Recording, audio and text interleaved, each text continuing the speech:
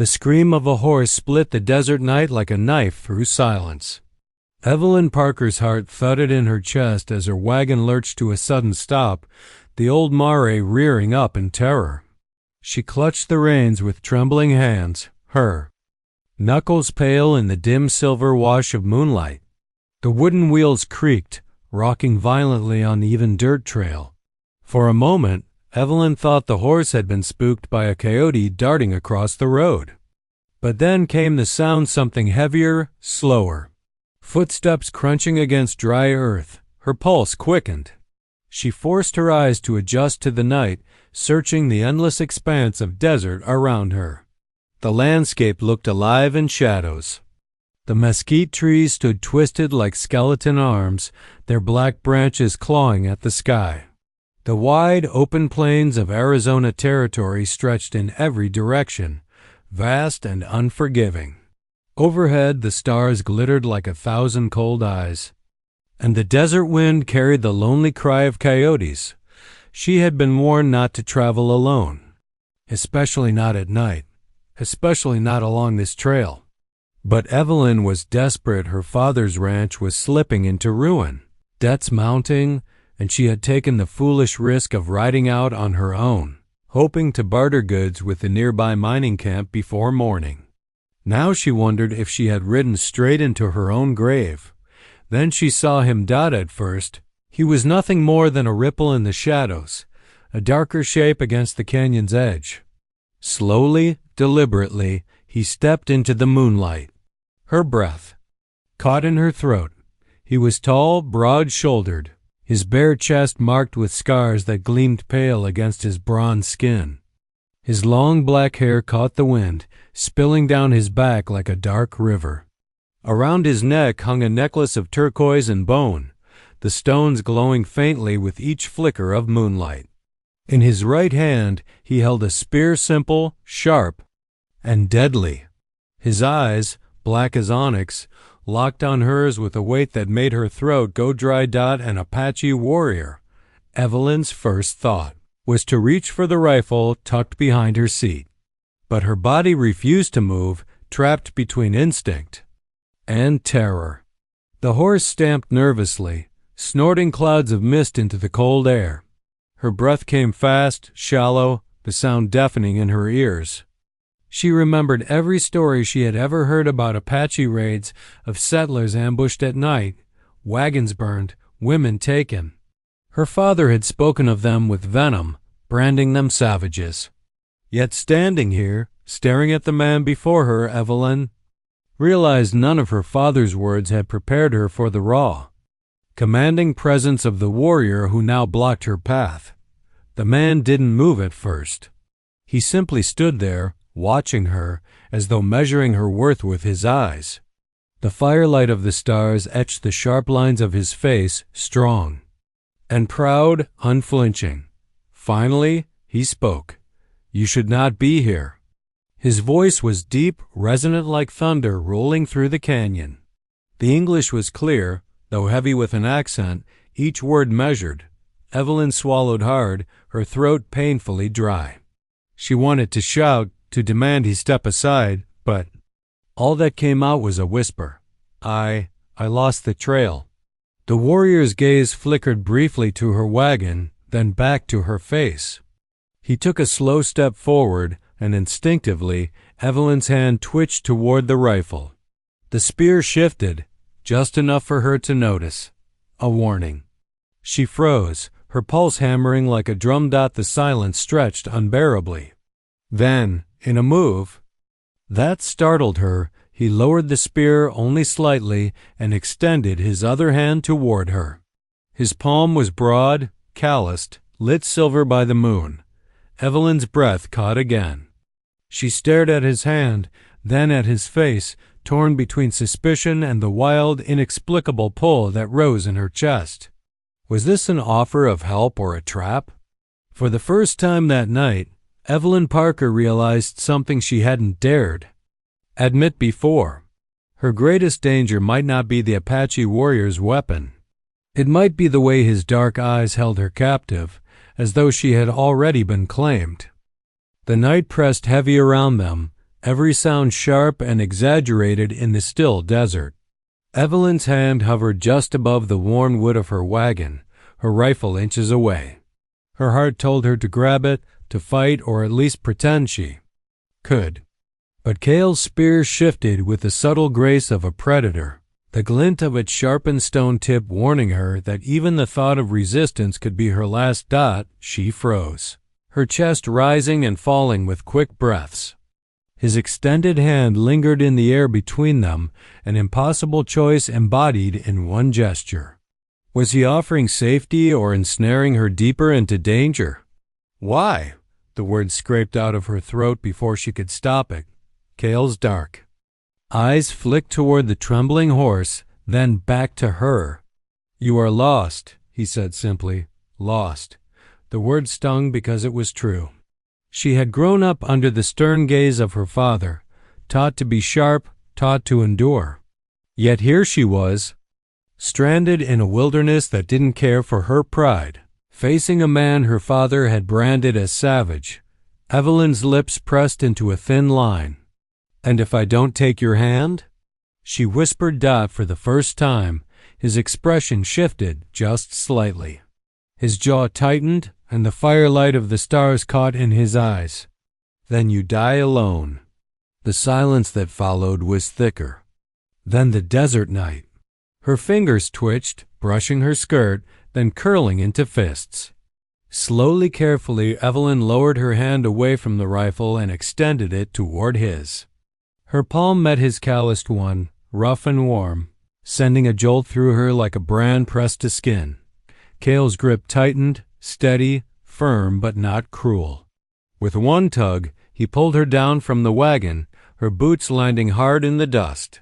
For a moment, they stood so close she could hear the rhythm of his breathing, strong and unhurried, like he carried the desert itself in his lungs. He released her hand and stepped back, tilting his head toward the dark line of canyon not far from the trail. "Come." Evelyn hesitated, glancing back at her wagon, her horse still restless and stamping. Her life, her father's world, the only thing she had known all sat in that wagon. Yet some part of her, the part that still tingled from his touch, urged her to follow. She whispered a shaky prayer under her breath and obeyed. The journey was silent except for the crunch of their boots on dirt and the restless flick of desert winds. Evelyn stole glances at him when she dared. His broad shoulders moved with the rhythm of a man entirely at ease in this land, his spear balanced against his arm like an extension of himself. His hair, loose and wild, caught silver streaks of moonlight. He walked like he belonged to the night, and she despite herself felt small beside him. At one point, Evelyn stumbled on a rock, her skirt tangling at her feet. Cale stopped instantly, turning with a flash of irritation that softened just as quickly. Without a word, he extended his hand again. She shook her head stubbornly, brushing dust from her hem, but his gaze lingered, not unkind. Before he resumed walking, they reached the canyon mouth at last. The walls rose high and black against the sky, jagged ridges cutting into the stars. Evelyn's breath caught at the sight. She had never entered such a place before. The shadows seemed alive, and she wondered if unseen eyes watched from above. Cale stopped at a small alcove where the stone dipped inward. The faint glow of old embers lay at its center, as though a fire had burned there recently. He crouched, using a flint from his pouch to strike sparks until the flames stirred back to life. The firelight painted his skin in bronze and gold, flickering across the scars that marked his chest. Evelyn sat cautiously across from him, clutching her shawl tight, though the desert air remained warm. He tore a strip of dried venison from a pouch at his belt and held it out. She hesitated, her pride screaming not to take it, but hunger gnawed too deep to refuse. She accepted, chewing slowly, never taking her eyes off him. Cale watched her with quiet intensity, as if studying more than her face. Finally, he broke the key. Silence. "Why are you alone?" Evelyn froze mid-bite. The question was simple, but loaded. She could lie, say she had business, say she was visiting kin. But his eyes bore into her, steady, unflinching. She sensed he would know a lie before. It left her lips. Her voice was low, almost ashamed. I needed to find a way to save what's left of my family's land. Cale's gaze didn't waver. He leaned closer, the fire casting shadows across his sharp features. Your people take land, he said quietly, and now land takes from you. The words struck her like a whip. Harsh, but not untrue. She looked down, blinking hard, not wanting him to see the sting of tears in her eyes dot in that silence. Evelyn realized something that chilled her more than the desert wind. This night, in this canyon, she had no power, no pretense, no lies to shield her. Only truth and the stranger across the fire who seemed to see through all of it, and yet, the thought didn't terrify her as much as it should have. The canyon walls rose around Evelyn like the ribs of some ancient beast, towering and jagged, etched with centuries of wind and rain. Shadows clung to the stone, while above, the stars glittered like shards of broken glass. A faint breeze carried. The earthy scent of sage and mesquite, mixing with the sharper tang of smoke from the fire Cale had coaxed to life. Evelyn sat near the flames, her shawl drawn tight across her shoulders though the night air was warm. The crackle of firewood filled the silence, each snap echoing off the stone like a whip. Across from her, Cale crouched low, tending the flames with a calm precision. His movements were deliberate, practiced, as though fire and stone had been his only companions all his life. She watched him secretly when she thought he wasn't looking. His chest glistened faintly in the firelight, muscle shifting with each measured gesture. A thin scar traced diagonally across his ribs, another, cut low across his shoulder. Each mark told a story she could only imagine, carved by survival in a world far harsher than her own. Around his neck, the turquoise and bone necklace gleamed, catching the orange glow of the flames. Evelyn tore her eyes away, ashamed of her. Staring. She reached for another strip of venison he had offered earlier, chewing slowly, the taste smoky and foreign on her tongue. Her father's ranch hands had always spoken of Apache as wild, merciless. Yet here she sat, alive, fed, the fire warming her hands. And she wondered, was everything she'd been taught just another story, twisted to fit her father's bitterness? Cale broke the silence first. You do not belong in this place, he said, his deep voice carrying easily across the fire. Evelyn stiffened. I told you. I lost the trail. He looked at her, the firelight glinting in his dark eyes.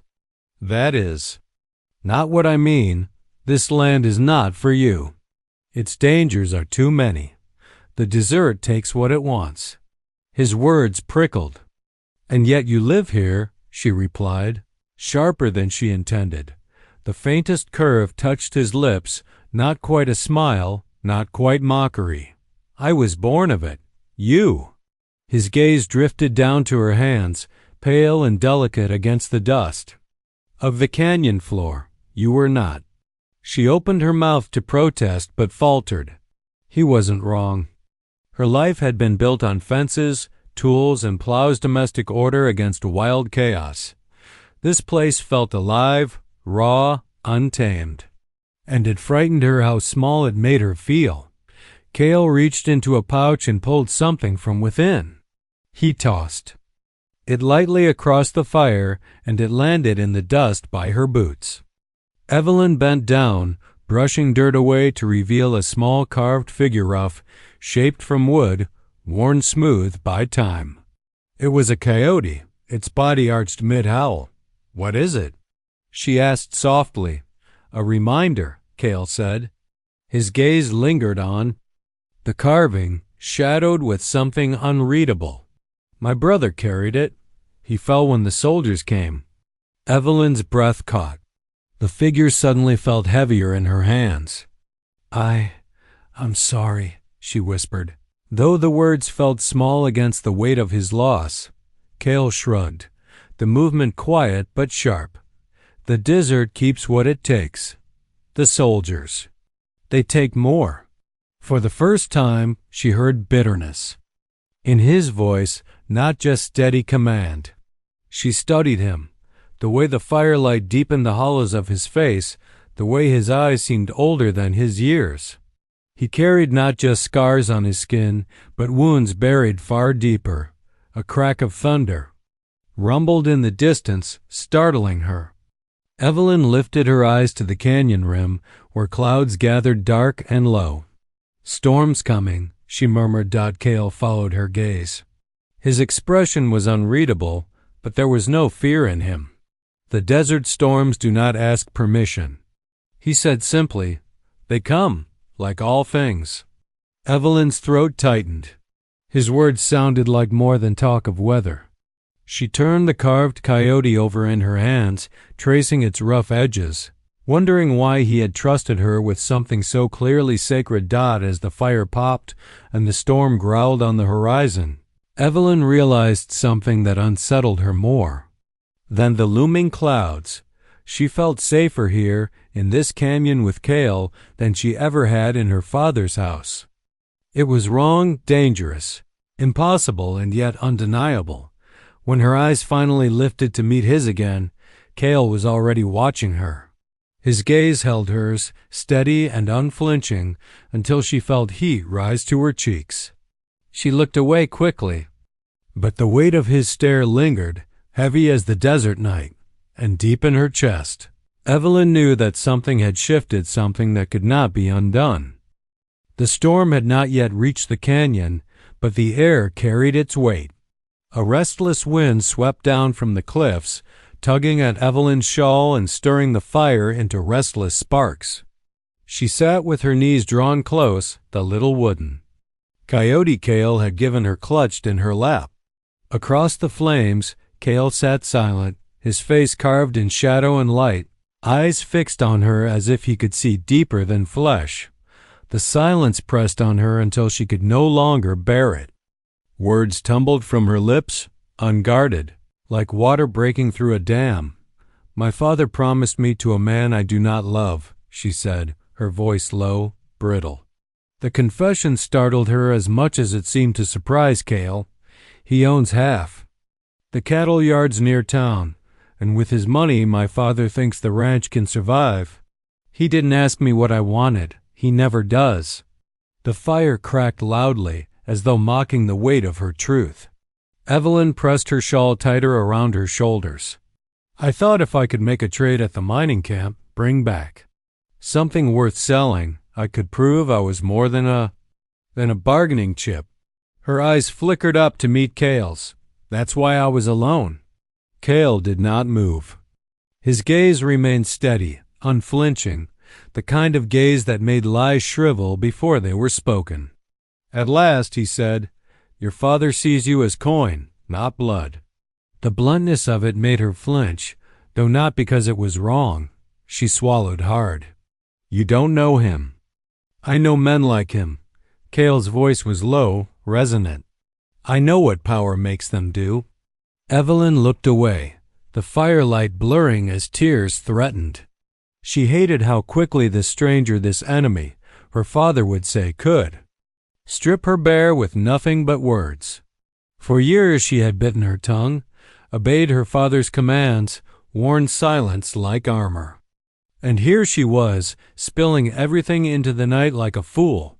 But Cale's silence wasn't cruel. It was listening. And that unnerved her more than his spear ever had. When she dared look back, his gaze hadn't softened, but it had shifted. Less judgment, more recognition. "My people do not choose freely either," he said at last. His voice carried weight, heavy with unspoken history. A warrior is told when to fight, who to follow. A son is told who to marry. A brother is told to die when the time comes. His jaw clenched. "We obey because survival leaves no room for freedom." Evelyn's chest tightened. In the flicker of firelight, the distance between them didn't seem so wide. She studied the strong lines of his face, the faint sheen of sweat on his brow, the necklace that swung faintly when he shifted. Scars carved his skin, but his words revealed wounds far deeper. A hush settled between them, thick but not uncomfortable. The fire popped, sending sparks swirling skyward like fleeting stars. The carved coyote felt warm in Evelyn's hand, as if it had absorbed the weight of Cale's memory. She wondered what it had cost him to give it to her. "You think I should go back?" she said finally, her voice quiet. Cale leaned forward, elbows on his knees, his eyes catching the fire. "I think if you stay, you will not return the same." The words struck her like a bell ringing in her bones. She should have been afraid, should have heard a warning in them. But instead, something inside her stirred something reckless, alive. Her hand, almost without thought, drifted to the ground between them, fingers brushing the dust. Cale's gaze followed the movement, and for a heartbeat, his own hand twitched as if to meet hers. But he held back. The restraint in his eyes burned hotter than the fire itself. Evelyn's pulse thrummed painfully in her ears. "Why trust me?" she whispered. Cale straightened, his expression unreadable. "Because tonight you speak truth, and truth is rare." The words lingered in the canyon, heavy, undeniable. Evelyn drew in a sharp breath. For the first time in her life, stripped of her father's expectations, her town's gossip, the suffocating cage of her own name, she felt seen, not as property, not as a pawn, as a woman, and that realization terrified her more than the storm rumbling beyond the canyon walls. The first crack of thunder rolled across the canyon like the growl of some ancient beast. Evelyn lifted her head, startled, as a sudden gust swept through their fire, scattering embers into the night. Cale was already on his feet, his body tense, eyes fixed on the jagged horizon where black clouds swelled like mountains of smoke. "Rain comes fast," he said, his voice low, commanding. "We must find cover." Evelyn rose quickly, clutching the shawl tighter around her shoulders. Her heart thudded not only from the storm's sudden fury, but from the way Cale moved with such surety, every muscle defined by firelight and shadow. He seemed carved from the land itself, a figure both dangerous and protective. Cale reached for her hand without hesitation. His grip was firm, warm, and steady against the tremor in her own. For a fleeting second, the storm outside blurred into nothing, and all Evelyn could feel was the electricity sparking where their palms met. "This way," Cale said, leading her toward a break in the canyon wall. The sky split open with a flash of white light, followed by a deafening crack. The ground trembled beneath their boots, and Evelyn gasped, stumbling. Cale caught her, pulling her close against his chest. For one breathless moment she clung to him, her face pressed to the heat of his skin, her body shielded by his strength. She dared look up, his eyes were already on hers, fire and storm mirrored in their depths. Neither moved, neither spoke. The silence between thunderclaps was louder than words. Cale released her reluctantly, guiding her forward as the first sheets of rain slashed through the canyon. They reached a shallow cave tucked beneath the overhang of a cliff, its walls dark but dry. He ushered her inside, then turned back to block the wind with his body. The storm crashed outside, wild and merciless, while inside the cave the world felt small, close, and charged with something unspoken. Evelyn shivered, water dripping from her shawl. Her hair clung to her cheeks, and her breath came fast from the run. Cale crouched to gather dry brush from the shadows, striking flint until a new fire sprang to life. The glow spread across the stone walls, chasing away darkness, painting them. Both in a golden haze, she sat near the fire, hugging her knees, watching him. His hair hung damp down his back, his chest glistened with rain, and the tribal jewelry at his throat caught the flicker of light. She forced herself to look away, but her pulse betrayed her fast. Reckless, alive. "You're not afraid," Cale said suddenly, his voice breaking the storm's rhythm. Evelyn blinked, startled. Of the storm? Of me. His gaze was steady, unblinking. Her throat tightened. Should I be? He studied her for a long, silent moment. Then, slowly, he shook his head. Not tonight. Her heart hammered at the weight in his words. Not tonight. She wondered what that meant, what he wasn't saying. She wanted to ask, but her tongue faltered. Instead, she whispered, "You saved me." Cale looked away as though the admission unsettled him. His hand rested on the hilt of his blade, fingers flexing against the leather. I did what was before me. Evelyn's eyes burned. No, she said softly, daring to meet his gaze. You chose. The storm howled outside, shaking the cave walls. Evelyn's fingers tightened around the little carved coyote still in her pocket. She drew it out, running her thumb over its smooth edges. Why give me this? Cale's jaw tightened.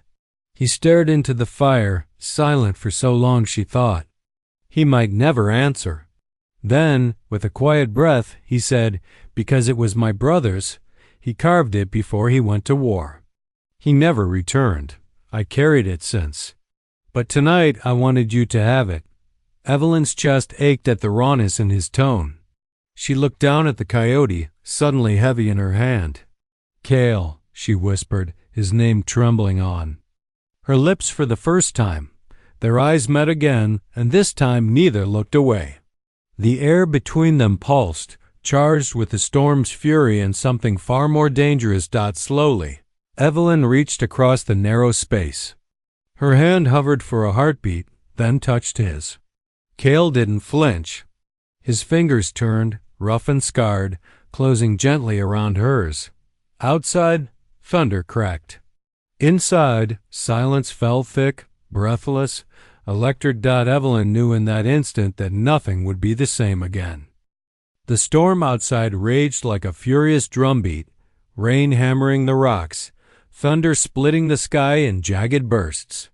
But inside the cave, the world narrowed to two figures framed by firelight. Evelyn sat close to the flames, her shawl drying. In the heat, though her skin still shivered from something far deeper than cold.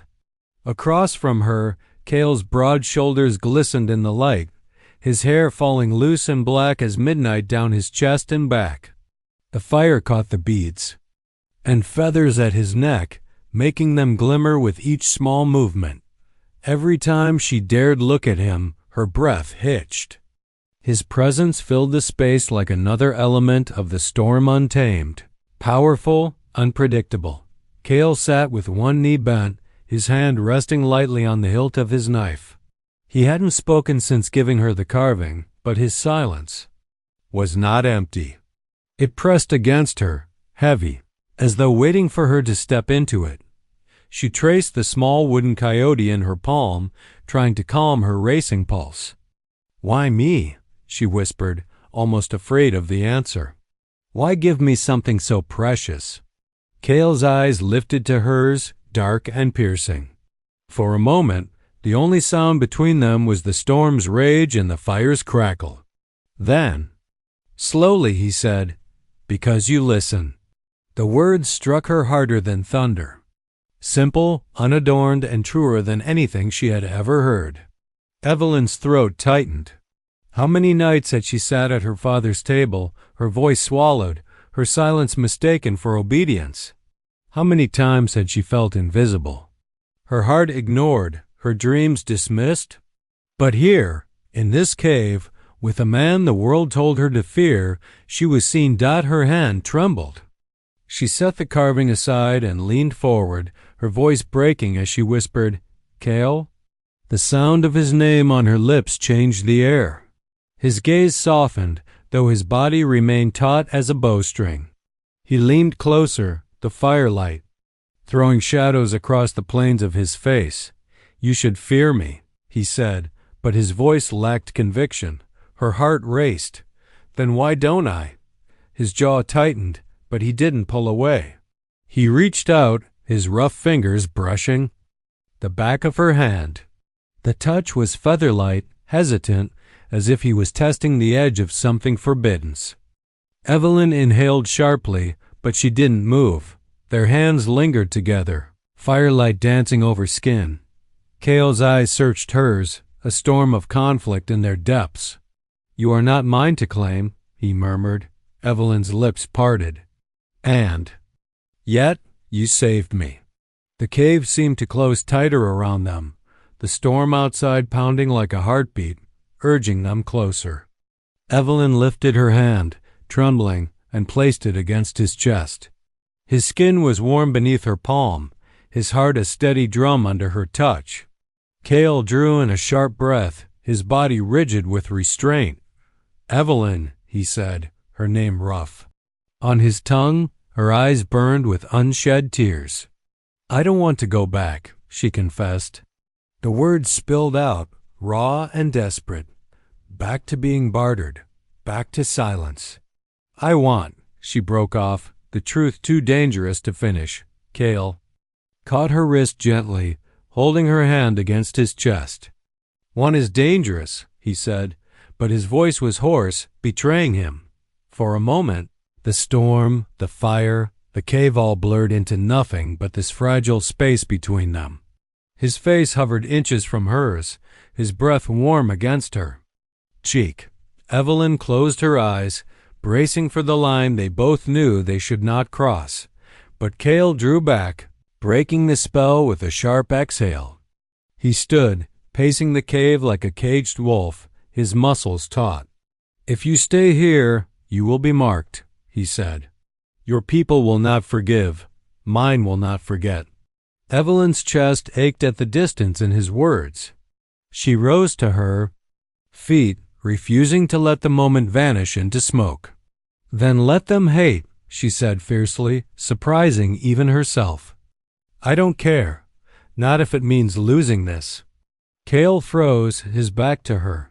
His shoulders rose and fell with each heavy breath. When he finally turned, the storm's fire seemed alive in his eyes. He stepped toward her slowly like a man surrendering to gravity. When he reached her, his hand cupped her face, rough and trembling, and Evelyn leaned into it as if she had waited her whole life for that single touch. The storm roared outside, but inside the cave, the fire burned hotter, brighter, as if it too could not contain what had begun. When Evelyn woke, the storm had passed. The cave was quiet, save for the faint drip of rainwater from the rocks above. The fire had died to glowing embers, and dawnlight crept through the cave's mouth, soft and gray. For a moment, she lay still, listening to Cale's steady breathing nearby. He sat at the cave's edge, legs folded, gazing out at the wet canyon beyond. His profile was sharp against the pale morning, his long hair falling loose down his back, his shoulders strong, unmoving, like carved stone the memory of the night. Pressed hot against her skin, not in what had happened, but in what nearly had. His hand cupping her face, the weight of his gaze, the fire between them. And the choice she had made, to stay, to defy the world outside this cave. Her heart raced. At the memory, even now Evelyn rose quietly, pulling her shawl close. She walked to him, the stone cool beneath her bare feet. When she reached his side, she crouched, following his gaze out into the canyon. The storm had washed the land clean, leaving the air sharp and new. Cale didn't look at her, but his voice came low. "You should go back now." The words struck her chest like a blade. "Go back?" She repeated, barely above a whisper. He turned then, his eyes dark, heavy. "Your people will wonder. If they find you here, they will say things that cannot be unsaid. They will not forgive." Evelyn's throat tightened. "And you? Will you?" Cale's jaw clenched, a muscle working at his temple. "I cannot afford forgiveness. Not for you. Not for me." She stared at him, the ache in her chest rising until it threatened to break her. "So what was last night?" she demanded, her voice trembling. "A mistake?" His eyes flickered, and for the first time she saw pain cut through his composure. "No," he said, the word rough, broken. It was the truth, but truth does not change what we are. Evelyn's breath caught.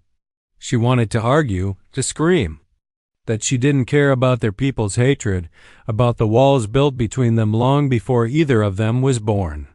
But when she looked at him, his shoulders burdened with duty, his scars carved by survival, she saw a man already torn in two. To ask him to break further would be selfish. Tears stung her eyes, but she forced her voice steady. Then let me walk back as someone new, not the girl my father trades, not the pawn they whisper about. If I must leave, I'll leave changed. Cale's gaze softened, though sorrow lingered in his eyes. He reached into the pouch at his side, pulling out a leather cord strung with a single carved bead, weathered and smooth. He took her hand and pressed it into her palm. "Carry this," he said. "It will remind you that one night you were seen." Her tears broke then, falling hot against her cheeks. She clutched the bead tight, her fingers trembling. "And you? What will remind you?" For the first time, a faint, fleeting smile crossed his lips. "I do not need a reminder." His gaze lingered on her face, burning the moment into memory. Silence stretched, thick with everything they could not say. At last Cale rose, offering his hand. Evelyn took it, her heart aching with the finality of the gesture. Together they stepped out of the cave, into the bright morning. The canyon glistened with fresh rain, every rock shining, every tree dripping with silver. The world seemed new, and yet heavier, as though the storm had not only washed the land, but also marked them both. They stood for a long moment, facing each other beneath the open sky. Then Cale released her hand. Without a word, he turned and walked toward the cliffs, his tall figure fading into the rugged horizon. Evelyn stood rooted, clutching the bead in her hand, watching until he was gone. Her chest ached, but beneath the ache was something fierce and steady. A spark that would never be extinguished. The night she shouldn't have spent with the Apache warrior would haunt her forever, but it had also freed her. She turned toward the path home, her steps light despite the weight in her heart. She was no longer the girl her father owned. She was a woman who had looked into the storm, into a man's eyes, and seen truth, and that truth would carry her no matter where the road led.